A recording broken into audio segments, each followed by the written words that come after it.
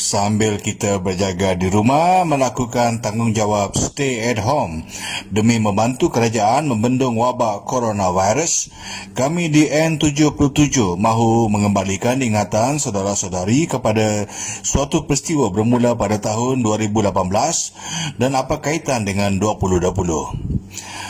Peristiwa yang dimaksudkan adalah dakwaan Malaysia Bankrupt sebagaimana yang selalu digembar-gemburkan oleh Kerajaan Pakatan Harapan selama 2 tahun.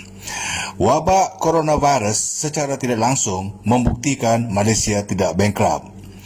Kalau benar Malaysia bankrupt, kenapa kerajaan baru mampu meluluskan pelbagai bantuan kepada rakyat dibandingkan dengan kerajaan PH yang sebaliknya giat mengurangkan atau membatalkan bantuan untuk rakyat?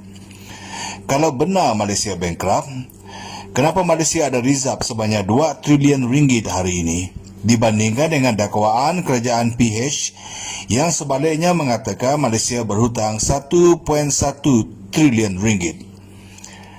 Kalau benar Malaysia bankrupt, kenapa Menteri Kewangan yang baru boleh mengeluarkan kenyataan bahawa kerajaan tidak perlu buat pinjaman luar negara kerana kedudukan kewangan negara masih kukuh dibandingkan dengan kerajaan PH yang sebaliknya banyak menjual aset-aset negara?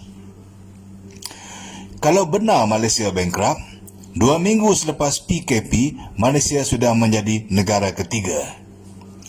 Berdasarkan laporan Malaysian Institute of Economic Research, krisis coronavirus di Malaysia boleh menyebabkan kerugian 72 bilion ringgit kepada GDP negara.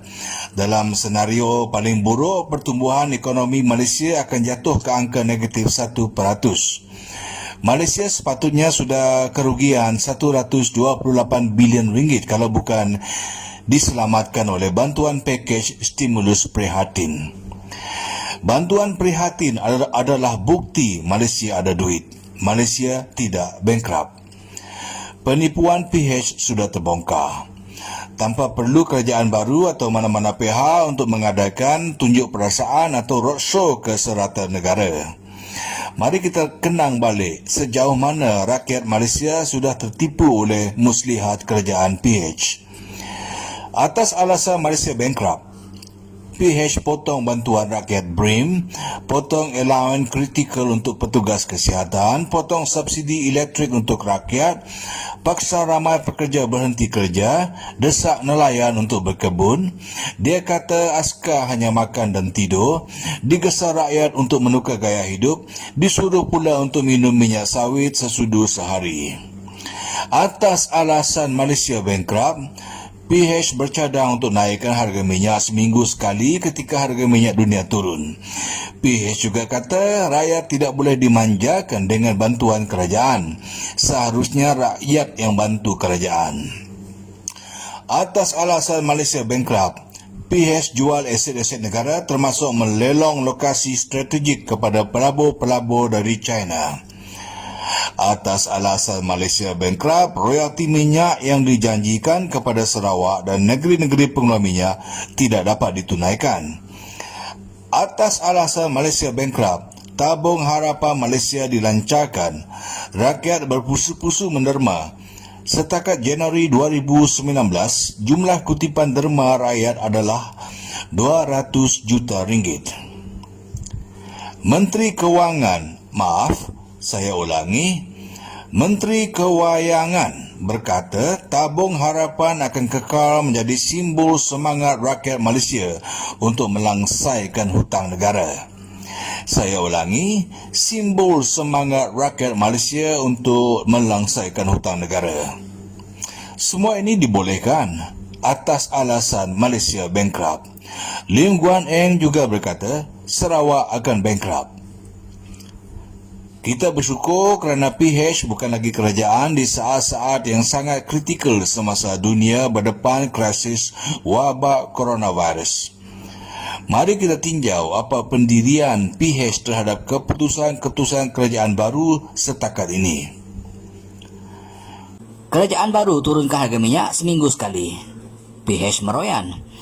Kerajaan baru permudahkan rakyat untuk keluarkan KWSP akaun 2 untuk ringankan urusan seharian. PH meroyan. Kerajaan baru peruntukkan 500 juta untuk Kementerian Kesihatan. PH meroyan. Kerajaan baru peruntukkan 130 juta ringgit untuk setiap negeri bagi memberi bantuan kepada peniaga kecil dan keluarga yang terkesan dengan PKP. PH meroyan. Kerajaan baru arahkan tentera untuk membantu operasi PKP. PH meroyan. Semua yang baik-baik untuk rakyat dan negara PH tolak.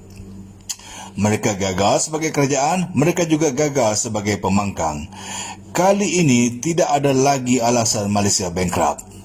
Rakyat boleh ditipu sekali. Kali kedua, jangan harap. Sekiranya masih ada rakyat yang taat setia pada PH dan masih menaruh harapan PH akan kembali berkuasa selepas ini, kami nasihatkan mereka supaya berhenti menjadi burung unta. Jangan terbawa-bawa dengan sentimen atau mainan perasaan sehingga realiti di persekitaran sehingga realiti di persekitaran diabaikan.